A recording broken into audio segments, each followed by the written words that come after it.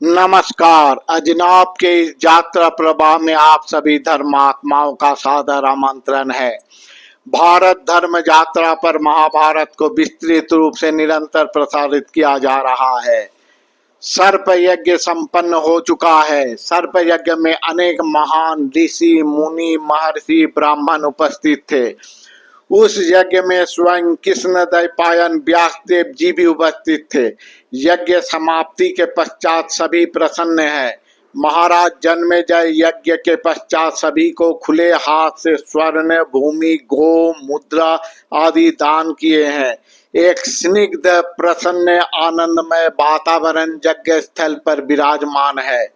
महाराज जन्मेजय भी प्रसन्न चित्त में है और इस अवसर पर उन्होंने अपने अति वृद्ध प्रपितामह से अपने पूर्वजों के कहानी सुनाने की इच्छा प्रकट की। उन्होंने अति वृद्ध पितामह के लिए सोने का आसन तैयार करवाए। व्यासदेव जी उस आसन पर विराजमान है। जन्मेजय द्वारा तैयार आसन जिस पर व्यासदेव जी विराजमान हुए वो आसन ही आगे चलकर व्यासासन या व्यासपीठ कहलाया। आज भी जब भगवत कथाकार जिस आसन पर बैठकर कथा सुनाते हैं उसे व्यासपीठ कहा जाता है। जन्मेजय व्यासदेव जी के सम्मुख हाथ जोड़कर खड़े हो गए और उनसे अनुरोध किए, भगवान आप तो कौरवों पांडवों के सभी घटनाओं को सामने से प्रत्यक्ष किए।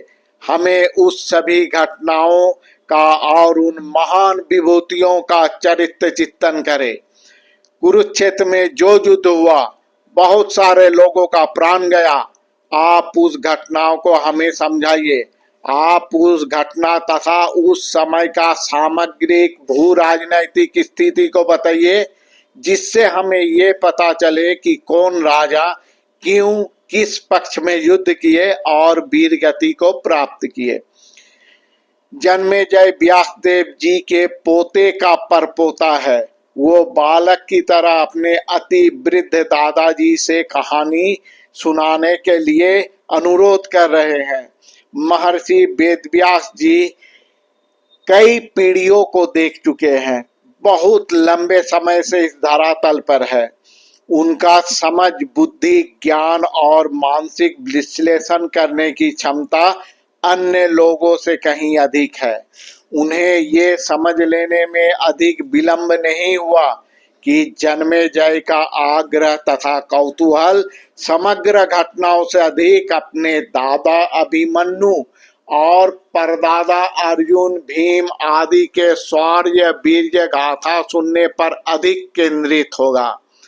परंतु कौरव तथा पांडव दोनों ही व्यासदेव जी का वंशज है। ये कहानी व्यासदेव जी के लिए पीड़ादायक है क्योंकि उस रणभूमि में मारे गए दुर्योधन तथा उसके भ्राता उसके पुत्र तथा पांडवों के पुत्र सभी उनके ही अंशज है। कुरुक्षेत्र का युद्ध में व्यासदेव जी के आंखों के सामने ही उनका वंश का लोप लगभग हो ही गया था। किसी तरह से परीक्षित के रूप में अंतिम वंशज ही जीवित रह पाए। ये उनके लिए अत्यंत पीड़ादायी विषय है। इसका वर्णन वो स्वयं अपने मुख से अपने ही अधस्तन पुरुष के सम्मुख किस प्रकार करेंगे, जबकि उस संपूर्ण घटना को वो स्वयं ही लिखित रूप से लिपिबद्ध करके रखे हैं। इसलिए वो अपने प्रियतम शिष्य वैशंपायन को उस घटना का वर्णन करने के लिए नियुक्त किए। महर्षि व्यासदेव वैशंपायन को बोले, मैंने जिस प्रकार सिखाए हैं तुम उन सभी घटनाओं का कुरु पांडव दंड को उसी प्रकार वर्णन करो। गुरु के आदेश पर वैशंपायन जी महाभारत कथा का वर्णन प्रारंभ किए।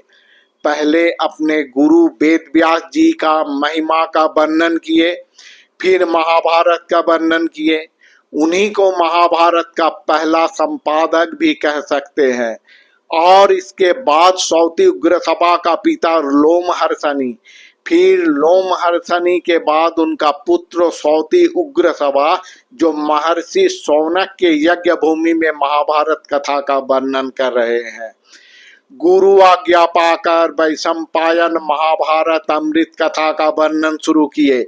वैशंपायन उवाच, यहीं से महाभारत कथा का मूल पर्व का सूचना प्रारंभ हुआ। इसके बाद के अंकों में हम महाभारत की मूल कहानी में प्रवेश करेंगे। नमस्कार।